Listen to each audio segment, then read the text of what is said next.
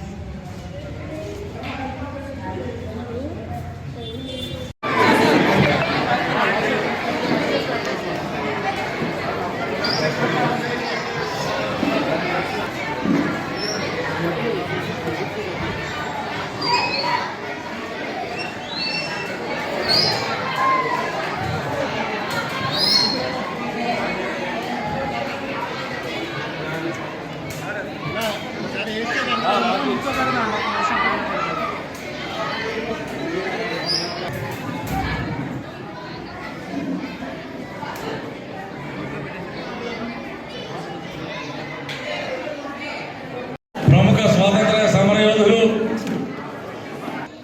నిర్మాత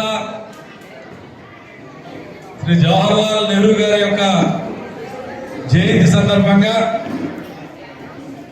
Jubilee reading room ఆధ్వర్యాన ప్రతి ఏటా జరిగే విధంగానే వారం పాటు గ్రంథాలయోత్సవాలు ఇక్కడ నిర్వహించబోతా ఉన్నాం. ఇవాళ మొట్టమొదటి రోజుగా చిత్రలేఖన పోటీలు, చిత్ర ప్రదర్శన ఏర్పాటు చేయడం జరిగింది. ఇంట్లో పాల్గొన్నటువంటి పెద్దలందరూ ప్రసంగించడానికి ముందుగా మన ముఖ్య అతిథి గౌరవనీయులు ఆదిరెడ్డి శ్రీనివాస్ గారు పాల్గొనాల్సినటువంటి పరిస్థితులు ఉండడం వల్ల ముందుగా ఆయన్ని ప్రసంగించాల్సిన కోరుతా ఉన్నాం.